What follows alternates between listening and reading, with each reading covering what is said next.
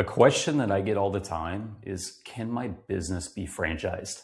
And I understand why people ask it that way, because from the outside, it feels like if the business is doing well, if it's growing, if there's demand, then franchising should just work and come naturally. But what I found is that it's actually not the thing that determines whether a business is franchisable. I talk to a lot of business owners who are doing good revenue. They build something solid and they're thinking about taking the next step, and franchising comes up.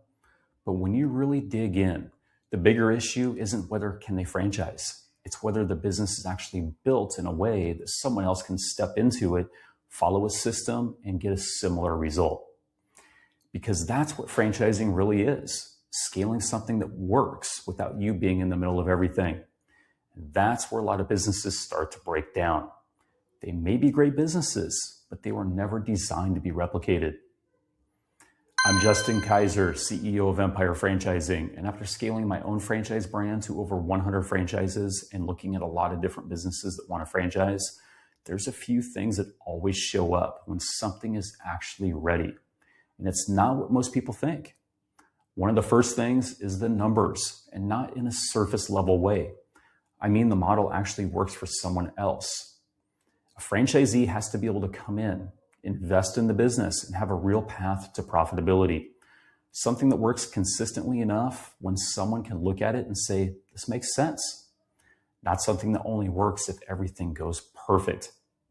If the margins are tight, or if the cost structure is off, or if it only works because you're personally involved in certain parts of it, that becomes really hard to scale. Because now every new location depends on variables that you can't control. Now, another big one that I see is how dependent the business is on the owner. This is probably the most common issue. I'll look at a business and on paper, it looks great. Good revenue, strong demand, great reputation. But when you actually look at how it runs day to day, the owner is still involved in everything. They're making the key decisions. They're handling the sales. They're solving problems. They're managing the team. And there's nothing wrong with that when you're building a business in the beginning, if that's how the business operates, but it's not yet ready to be handed off to someone else because a franchisee can't replicate you. They can only replicate a system. So if the business only works at a high level because of the owner, that's something that has to be addressed before franchising even becomes a real option. Then there's simplicity. And I don't mean that the business must be easy.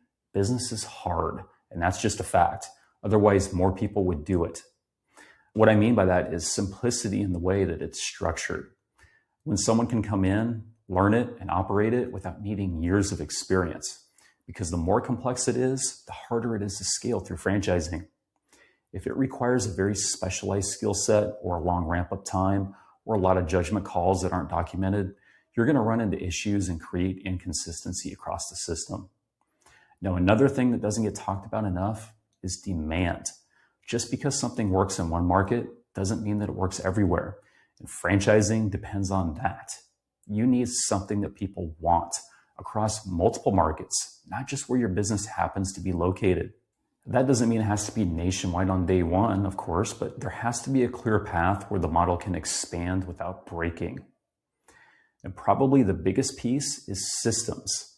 And I don't mean just having a few documents. I mean a real playbook, how things are done, how franchisees are onboarded and trained, how performance is measured, how problems are handled.